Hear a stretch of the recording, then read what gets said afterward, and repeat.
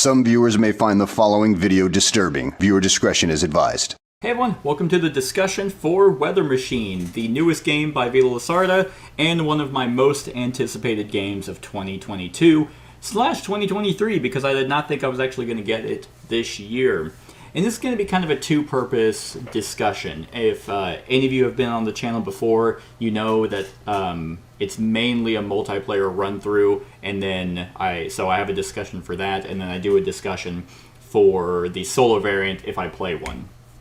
And this discussion is actually going to take the form of both of those. I'm going to talk about what I think of it as a multiplayer game and also what I think of it as a solitaire game. So probably an ideal review for a lot of people, depending on how you like your reviews. So let's go ahead and talk about, really just the overall game and how it stacks up. Because this is one of those that I saw Vito designing, and I was like taken away by the theme. I think this theme of this game is one of his best. Like, I think it's so creative. It's very unique in the terms of just a machine that controls weather, but it actually is like messing up weather, and you're just trying to fix that.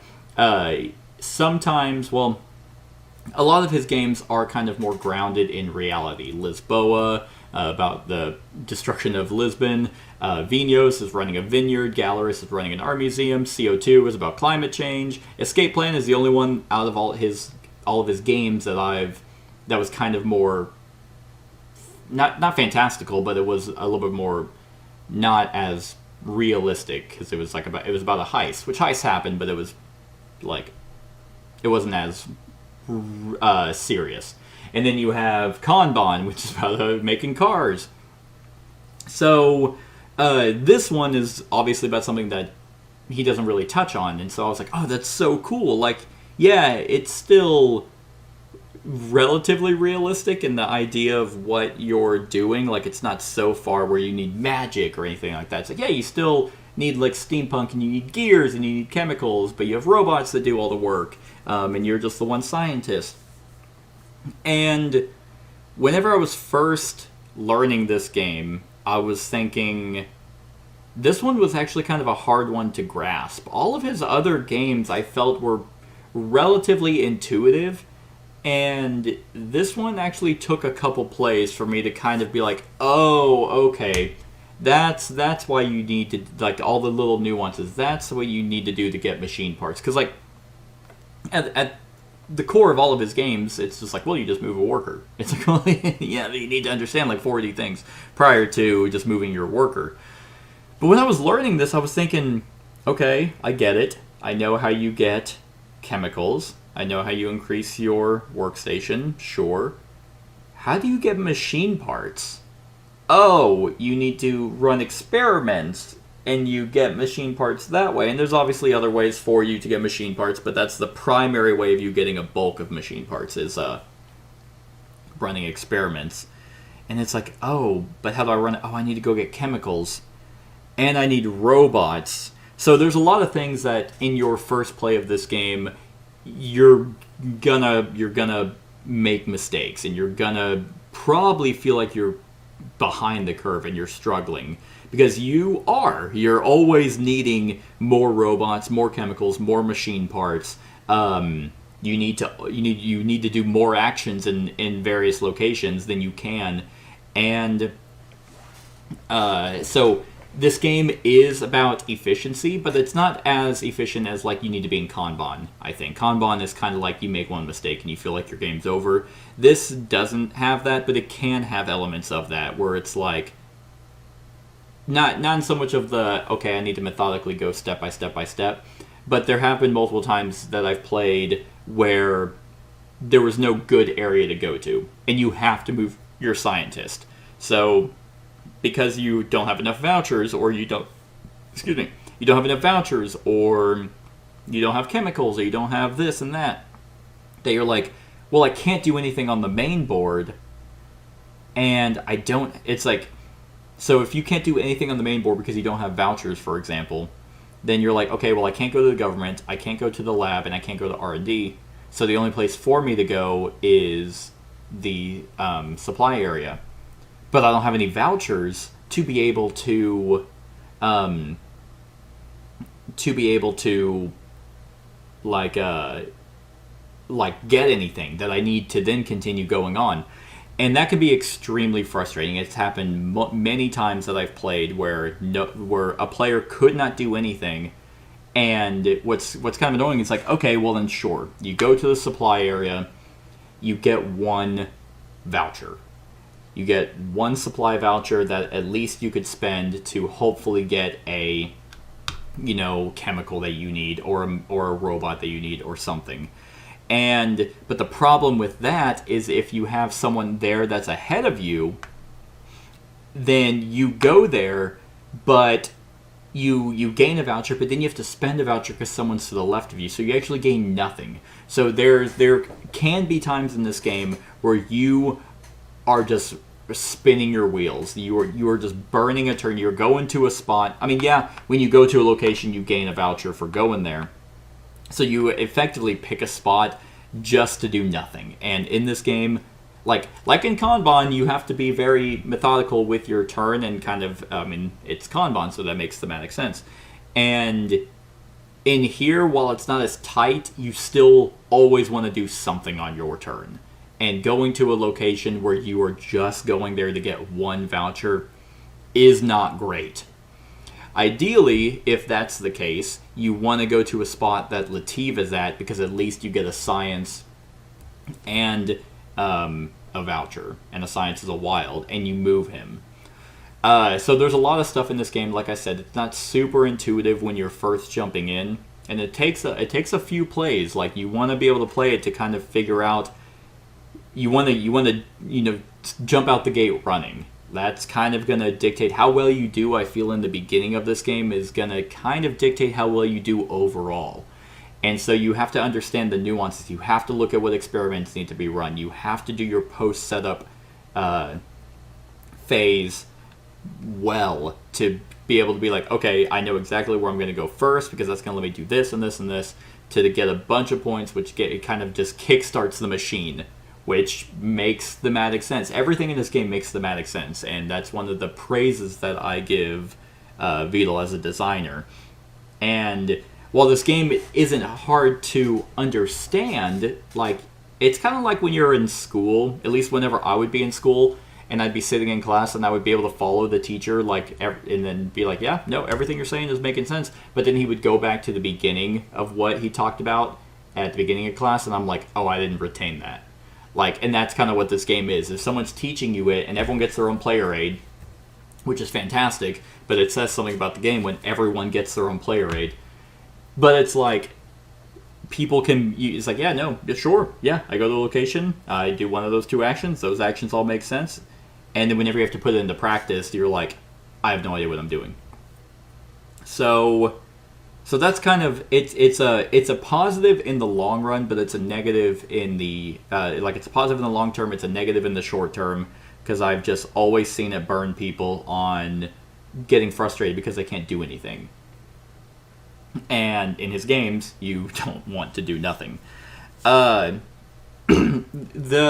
main thing that again makes thematic sense is there are it's natural disasters that are kind of happening. This machine is causing natural disasters to go off. So the whole point of this game is to fix that. That's like the whole overarching story. Is the government is involved, so they can help you, and they're trying to do their own machine. You're still running experiments to gain the knowledge to then get a breakthrough to go stop the extreme weather events from happening.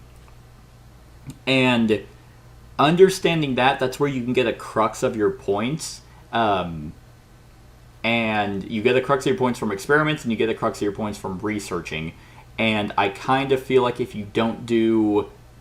you kind of have to do a little bit of everything in this game. And for me as a player, doing a little bit of everything kind of dilutes the game a little bit. And this isn't just really for Weather Machine, but just for kind of Euro games in general. In my mind, I like to pick a strategy, and I want to go down that. That's the path I chose. I want to go down that path, and I just want to see if that is a winnable strategy, and it should be in a well-designed game. games where you have to do, I need to do this, I need to do this, I need to do this, and I need to do this, makes it feel like, well, I did everything the game has to offer, so where's the replayability, you know? And while I don't feel like this is a game that's kind of to that extreme, like, you do kind of pick a lane, but you kind of make you do a few bunny trails. Like, obviously, like, you have to run experiments. Like, you just have to. You have to run experiments, and you do a little bit of the R&D, and a little bit of the government. You get some points for doing the R&D, you get some points for doing the government, you get a bulk of your points, or you can get a bulk of your points from doing the experiments. And the thing about the experiments is because it all revolves around the research tiles. It's so easy to get a research tile from the government, and it's easy to get a research tile from the R&D area, because you just go, it's one government voucher to go there, place a robot out, get the one you need. It's so easy to spend a R&D voucher, place a robot in the chemical, get the R&D you need. But it's way harder to get the experiment research tiles. And because, I mean, it's not super hard, like, because two of the, like, wind and fog only require 2 robots to be there to run. So, I mean, in an ideal situation, the very first, like, one of the 3 experiment tiles that are out is one of those, so you can just quickly jump on there, and then you just go for wind or fog. But they're not worth that many points, like, because if you have 1 or 2 robots there, you might get 6 points out of it versus the 9 points you could have gotten, or the 15 points you could have gotten if you really monopolized one experiment. But that requires more robots, that requires more chemicals, and that most likely requires more time for you to get your experiment voucher for one of those of rain, sun, and snow. So then you're kind of behind everyone, because once you get 3 of a kind for the 3 different vouchers, only then do 2 locations open up for you. And that's publishing a paper. Again, thematically makes sense. You figured it out. You had the government, provide you with info. You got hands-on experience, and then you put it to test in the real world. So then you are like, oh, eureka, I can publish this paper on how to handle, extreme heat. So then that's a huge benefit, because once you can publish a paper, only then can you actually do a breakthrough, which then gets you awarded a tile. And this is kind of something that, it was initially a negative, but it's not a negative of the game. It's still not my favorite kind of way to play, because when you're playing this game, it almost kind of feels like a race. Who's the first person that can get a breakthrough? Or who's the first person that can publish a paper and do a breakthrough? Because of that, it's like, okay, if I can publish a paper first, that's going to unlock a thing, like a benefit, whatever. I can move up on the funding tracks twice. But now that's available, and now I can go do a breakthrough, which is going to give me an award token. And this is kind of why I think that this game is slightly a race, and because award tokens are wild, and you do not have to place them at the end of your turn. So you can hoard onto those until you just do the easy thing of going to the government just to quickly grab, oh, it doesn't really matter which one. I'll do fog. So then you grab fog, and then you go to R&D, get a fog research token. Like I said, those 2 areas are the easiest, and then you use the award token to fill in that 3rd gap. Because to use award tokens and to publish papers on those, you have to have at least 1 research token in there. And because of that, because no one can get a research token without publishing a paper, so your first publish a paper is going to be 6 points. But then, because now you were the first one to get it, you have an award token filling up a slot, you can now publish a new paper, which then is going to get you 8 points, because you have an award token and you have the 2 others, so that's 8, which then unlocks another area, so then you go and publish a new one, gets you another award token, and it just kind of rinses and repeats. And I find that that's just not as fun to play against. Like, yeah, if everyone's doing that, then maybe it's not going to be that big of a deal. But it's like, it's every time I've played this, it's been first one to publish has just kind of set the pace for the rest of the game, because everyone can only really get one action. And yeah, the subsidies give you free actions, but then even then they can go, if they're going to a government location, then they can get a subsidy that lets them research a paper for free at the beginning of their turn, so they don't even have to waste their time going there. So they could publish a paper and then be efficient and go to R&D instead of having to come here then go there. And I understand you obviously need chemicals, you need robots, and go into the government area and go into R&D locks up those robots. In fact, putting them in experiments that aren't going to run locks up your robots. So having locked up robots, which you need pretty much to do anything of magnitude, is a hindrance. It's actually why those are ways to end the game, is if they're completely filled on if the government's completely filled or R&D's completely filled, that just ends the game. But my concern is that if that continues to be the case of, oh, I publish a paper before everyone, just because I took the cheaper route, it's not like, yeah, you're not going to get as many points for that. And obviously, to do a breakthrough, you still have to get machine parts. And so then, kind of once you get that ball rolling, but then it's like, if you can get that cycle going, then you can be like, oh, my third award, and I got the Nobel Prize. Boom, everyone gets one more turn. Or you finish out the round and everyone gets one more turn. And it's like, well, none of us were able to actually get, goal tiles in place to do it. None of us were able to, fulfill long-term experiments. And because at the end of the game, if that's the case, because someone, rushed the game to an end by really playing the game to quickly get research tokens, then they're going to get an extra 5 points. It's just like, I don't know. I feel like that if that's the case, which, mind you, I haven't played this game like a shit ton. Like, clearly it's brand new, and I haven't been methodically playing, every single day. So I'd have to play this game like a lot more to test out that theory. But so maybe anyone can let me know in the comments if they've played it a bunch, that if that happened and that person didn't end up winning. But the way this game kind of plays is it's a wonderful experience. This game is so fantastically designed. Like, it's a really good game, but it is one that I don't want to play all the time. And this was one of the games that kind of made me realize, oh, I'm gonna buy every single game that he makes that is, of this caliber. Like, he's such a great Euro designer. His games are always methodically crafted, and like in terms of heavy Euros, like, he's the best in the business. But I have come to slightly realize, especially after playing this one, that his games are Euro experiences that I don't want to experience all the time. Like, there are other Euro games that I just find more fun, or that I'm more willing to play, because while they're still just as strategic, it's not as taxing, or there's a lot more variety or avenues of ways to play.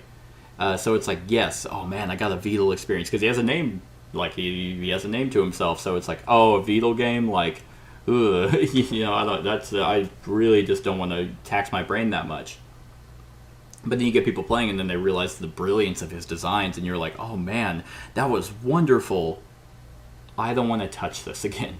And that's not where I'm at. Like, I would absolutely play Weather Machine again, but I'm not like as like keen to just pop it out, because it's like, it's just, you just have to be mentally prepared.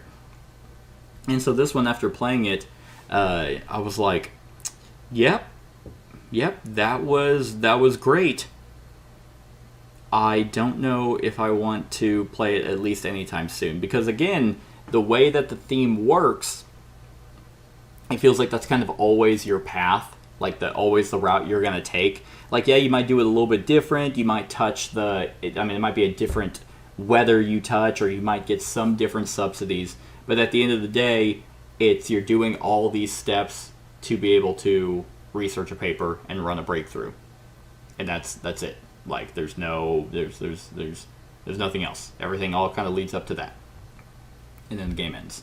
And again, sometimes like efficient games or streamlined games or railroaded games, there's nothing wrong with that, but those games are kind of ones you want to bring. Excuse me. You want to bring out every now and then, where you've kind of forgotten, or the last time you played is kind of worn off, to where you can come back and be like, oh, okay, yeah, now let's see what I want to do.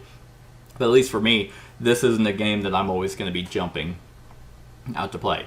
I kind of have the same feelings for this one that I do with Kanban, in that the game is so efficient, and but it's also kind of one note. And I know a lot of people use one note as a negative thing, and I don't think that's really negative. It's just that this is the game that you've decided to play, and this is going to come out, and it's going to run. It's a well-oiled machine. It's going to do exactly what it needs to do. A little bit of hindrances, not hindrances, a little bit of a variety here and there, where the tiles, the subsidy tiles, the way the experiments come out, and then maybe, with the experiments that come out, which ones get ran, which therefore affect which R&D happens. But it's like, okay, I've seen the machine run. I'm going to put it away for now. Kanban is the exact same way for me. It's like, yeah, you're making cars. So yeah, it's like, it's good, it's great. This game is great, but it's a weird situation to be in, where it's like, it's a great game, but you don't want to play it all the time. Now one other thing about the game that I actually don't like, and this kind of reminds me, it feels like also with Weather Machine, he took ideas or mechanisms from his other games and either tweaked them or put them in this game. Because this gave me Kanban feel, primarily Kanban feel, and I want to say a little bit of On Mars. Kind of like with the resources, the dwindling resources of On Mars. And like I said, it's not like they're full, like, oh, I'm just going to take this complete section from this game and put it in. No, this is its own beast, but you can tell if you've played his other games that you're like, oh, yeah, okay, he used that idea and modified it.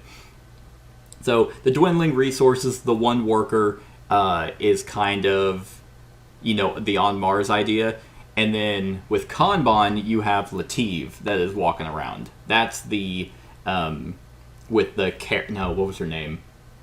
I called her Karen, but it's not Karen. It's Sandy? Sarah? The manager that goes and does inspections at all the different departments. That's kind of what Latif does. But in Kanban, Sandy or Karen or whatever her name was moves, like, on her own. And in this game, Latif moves only if someone goes to where he's at. And then he's like, ugh, God, get away from me. And, just do your work. And I kind of, I like that, but I also hate it. Like, I like that you are kind of slightly incentivized to go where he's at, because that's going to give you a science. He, like, imparts some knowledge on you, and then he's like, there, fine. Like, but then, that's the only way he moves. And whenever you are, taking robots out, then, yeah, you get that immediate benefit, but then you're kind of just, it's like, okay, do I not have any money? Like, can I get some funding? And you only get funding whenever he finally moves to his office. And he only moves to his office if people can constantly go to where he's at. Now, this is going to be much more frequent in a multiplayer game whenever there are more people. In a two-player game, he maybe makes it to his office once or twice. Like, he's just never going there. 3-4 player game, yeah, he's going to his office a lot more, and vouchers are a lot more plentiful because there are more people that are going to be at various locations. But but that also means more people taking spots and so on and so forth. So it's just, I think in a lower player count game, I just really hate Latif taking so long to get to his office. It would be nice if there was something to where he did just constantly move. Because you also can't plan for it. Like in other games, in Kanban, you can plan for whenever the manager is going to be somewhere because that's part of the strategy. Because you want her to, think highly of you so you get benefits. Or other people get hurt, really. And here, it's like, well, I guess I'll go there because I can get a science. I don't really want to go there. But then he's going to move, and I really need him to move so he can get to his office so I can get some funding. And yeah, that's just probably that's my biggest negative is the Latif movement. Second kind of negative is the funding tracks. Like you're constantly moving up on them, and they are endgame victory points. That's the most endgame victory points is how far you are up on the funding. But you have to do so much to get funding.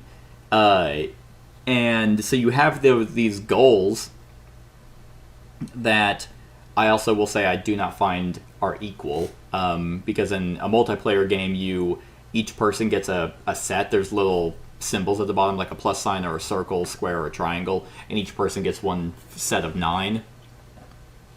And each time I've played, I found that one set is not as easy to get. Like there are some that they don't feel quite as balanced, but also at the same time they're relatively difficult to go for, and they're only worth 5 points. And so it's like, okay, yeah, so the one to get 10 robots out, that's a chore. That is a major focus that you're trying to do, because you have to yeah, chances are you're going to have robots locked up in government and in R&D. So you don't need 10 spots to house robots in your workshop, but it's like, man, I'm going to bust my ass to spend a bunch of supply just to get 10 robots out. And yeah, obviously there are ways to get them out without having to go buy them, but just for 5 points? I'm going to get an investment token, and you need... I'll get the funding in a sec, but it's the goals, it's okay, yeah, I'll spend that investment token to put that in there and just hope I can get it, and you do all that work, you forego a experiment benefit, you forego 2 machine parts for an investment tile for 5 points. I don't know. That's just not as great.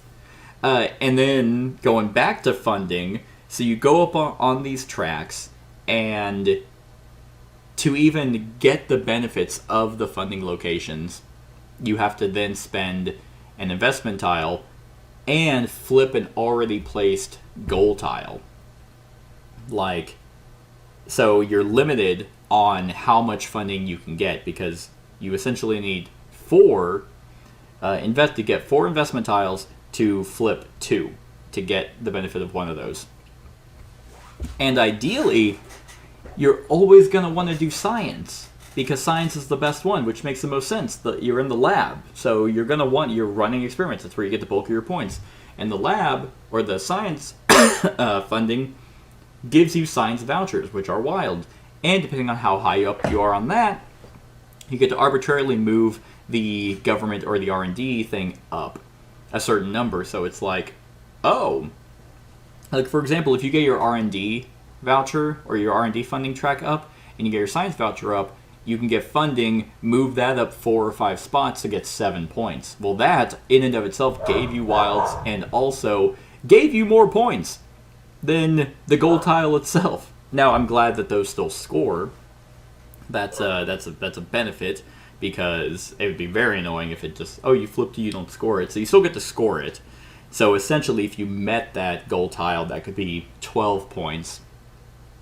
And you can only do that twice, though. You could only get funding twice because it has to be from the color that you have put in. So if you put in 2 science goals, and let's just say you're completing both of them, so that means you need 4 investment tokens. So you flip both of those, and you're somehow able to get enough to where you can get the final track of the R&D. So that's 7 points, another 7 points, and since you complete both of those, that's another 5. So you get 24 points doing that kind of little thing.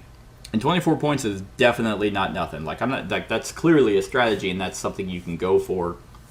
But it's so fucking hard to get funding, and so you're drained, and and like, this game is tight all the time. But there are ways to go out and get what you need. So it's like, it's not so tight where but you just feel starved the whole time, and it's like, ugh. So it's kind of like that. Like, with the funding tracks are kind of hand in hand with the money or the whatever you're getting from Lativ. So those are, like I said, those are really my two main complaints, is like the goal tiles tied into the funding, and then him taking forever to get to his office to then just kind of give you something. So you're busting your ass the whole time. All for that to be said of, it all leads up to you running experiments and doing research. Now, again, I still think this game is great. I very much enjoyed the games I've played, but I can see this one, more than the others of his other games, not being for everyone. And yeah, so on a scale of 1 to 10 for the multiplayer, yeah, because remember, I'm gonna jump to the solo variant. I'm giving Weather Machine a 7 out of 10. Some people are probably running in giving this 8s and 9s, and I can see that. I can't see a 9. 9 is a little too high for me, but this one is it's kind of where, like, I gave Kanban a 7 out of 10, and it's kind of right there. I like this one better than Kanban because theme, and there is enough variety of what you do on your turn that I find, and there's really no randomness. Like, the Kanban was very frustrating because it was about those meeting goal tiles. Those were very frustrating with the randomness of just kind of how you drew those from a deck, and this doesn't have that. So it's a set. Both of those are a 7, but this one's higher. Now, the solo variant.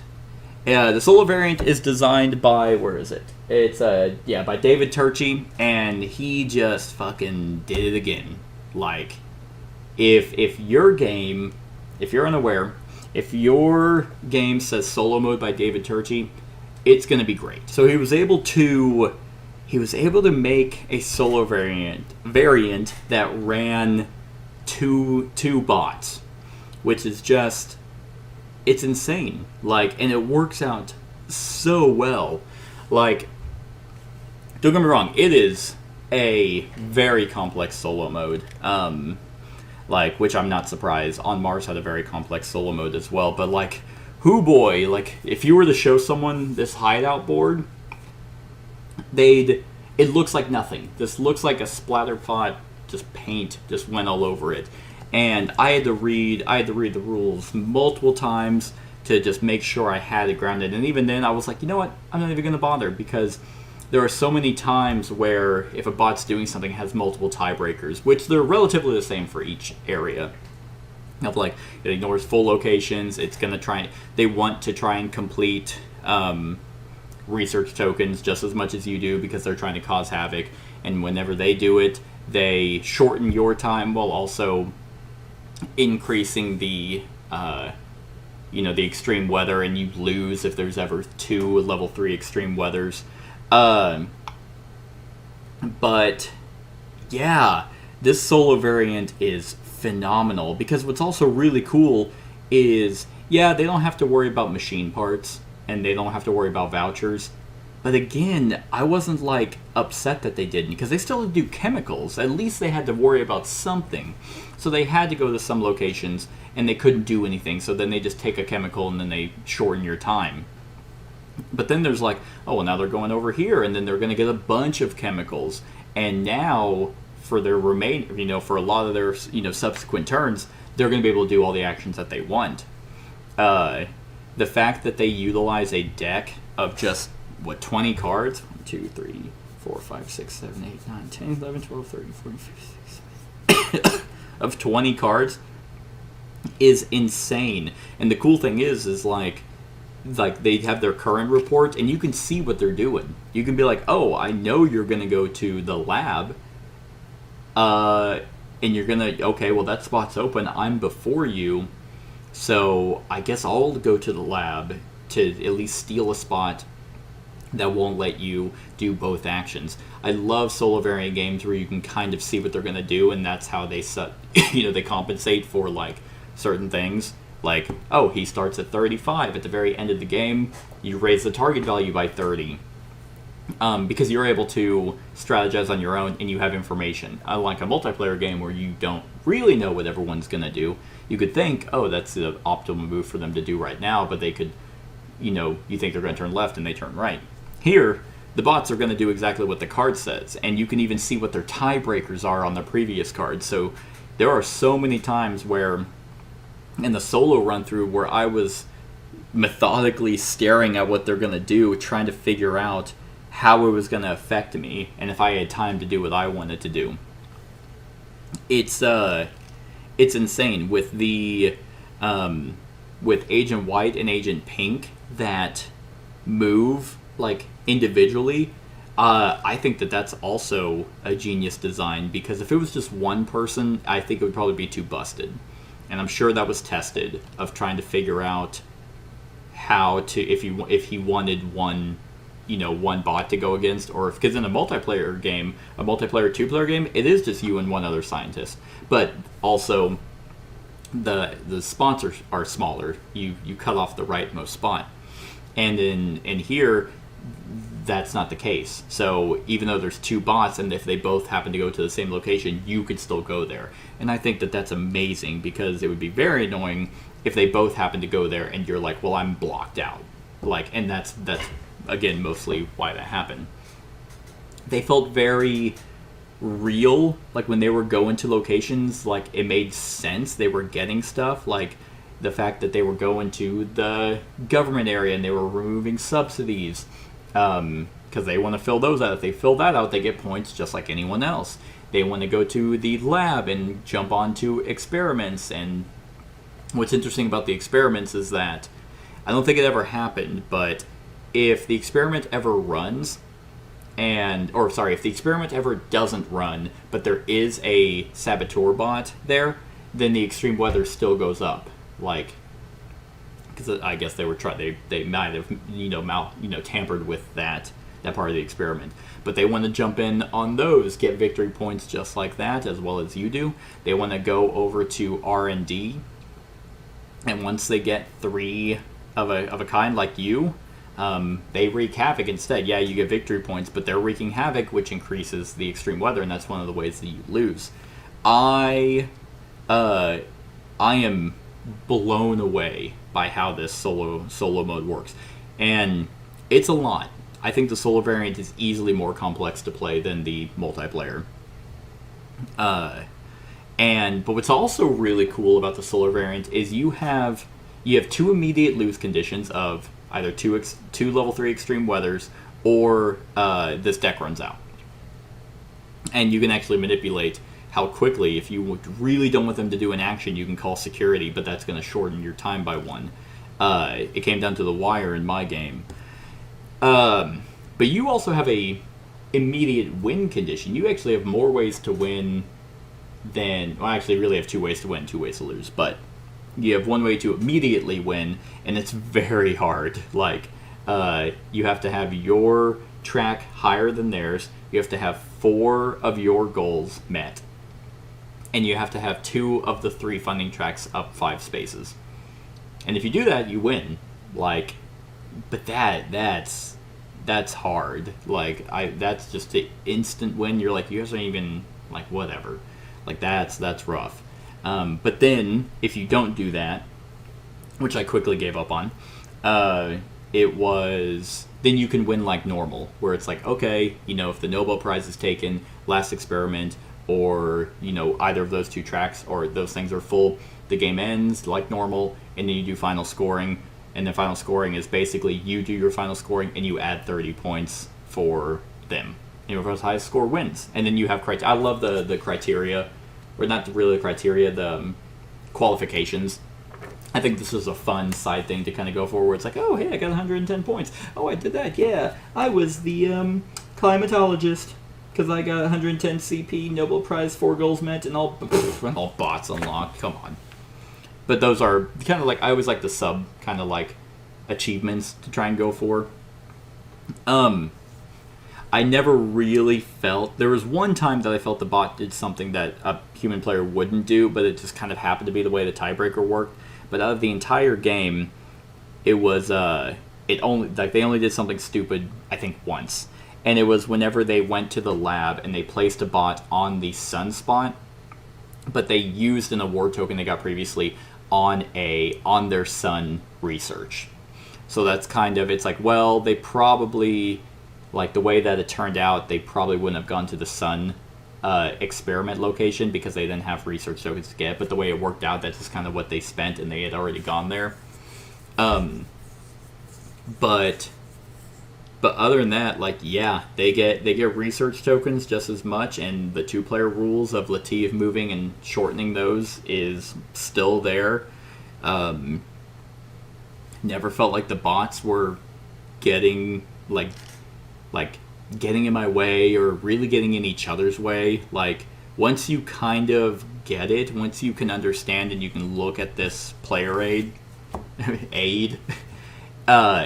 it makes sense. Really, the only time I ever had to refresh myself was kind of on their tiebreakers. It's like, yeah, okay, I know what they're doing here, but okay, what are they ignoring on this section again? But that's really the only thing I had to kind of remind myself on. It's it's brilliant. It literally won by 1 point, 92 to 91. And that, whenever I was doing my final score, because I knew in my head I had to add 30. I was like, okay, yeah, I'm ahead right now, but man, I know he has to add 30. I don't know if I'm going to be able to pull it off. And as my final token hit, and I looked over, and I'm like, oh, he's at 61. I'm going to win. It feels really good. Honestly, his games might just be one of those things where I'd probably prefer to play the solo variant which is very rare coming from me, but it's just easier to just kind of dive into, and you're engaged the entire time, and the AI is just brilliant. I don't know, I'd have to look. I don't know if David Turchi did the solo variant for On Mars. I'll have to take a look at that, but he knocked the park here. So yeah, like, no real negatives on the I don't even know. Like, this is supposed to be like a reference for, like, oh, the question mark on, oh, if he needs to, like, the question mark icon for a chemical, it is supposed to tell you, oh, this is the order of what he does, and then also question mark for which branch he does. I never looked at this. It's just easier to keep this by you, and then it tells you over and over. This is a really good. The rulebook is also fantastic for the solo variant and for the multiplayer. Like, they're very well crafted rulebooks, but all of his games, I think, have really well done rulebooks. Yeah. The solo variant is also one that I feel like is going to add a little bit more variety, because they're unpredictable. You don't know exactly how they're going to go, and because there's just a way for you to insta-win, and you have a different set of goal tiles, and you have an instant lose. I felt the solo variant to be way more fun to play than playing against other people, at least in this particular game. So, yeah, that's pretty much it on my thoughts on the solo variant. It's just, I love solo variants that make you still get to play the game. And so whenever I was deciding to do this as a run through, I was like, because I knew the solo variant was a little bit different, like, thematically as well. I was like, oh, is it going to be too much of a departure from the multiplayer game that I am not going to capture that as I would also a separate solo variant? But no, like, I felt like it captured the way Weather Machine plays, and also captured the solo variant. So this was beautifully crafted. So yeah, that that is my thoughts on the solo variant. On a scale of 1 to 10, I'm going to give the solo variant a 9. It is so good. The only reason it's not a 10 is because it is a lot more difficult to grasp than most other solo variants. So, but still 9 out of 10. And then again, the base game or the regular multiplayer game, 7 out of 10, still very good. I'm keeping this. He'd have to really fuck up for me not to want to keep his games. So, yeah, that is my overall thoughts on Weather Machine. Let me know what you think of the game in the comments below. Other than that, like, comment, share, and subscribe, and have a wonderful whatever time of day it is for you. Hey everyone, thank you for watching, and I really hope that you enjoyed the video. If you would like to see more of my content, go ahead and click that subscribe button and the bell to be notified whenever I upload any new content. If you feel like supporting the channel, you can go ahead and click that Patreon link to be taken to my Patreon, and any help is truly appreciated. Other than that, stick around for any other run-throughs or reviews or cool top 10s or whatever I feel like putting on. Other than that, like, comment, share, and subscribe, and have a wonderful whatever time of day it is for you.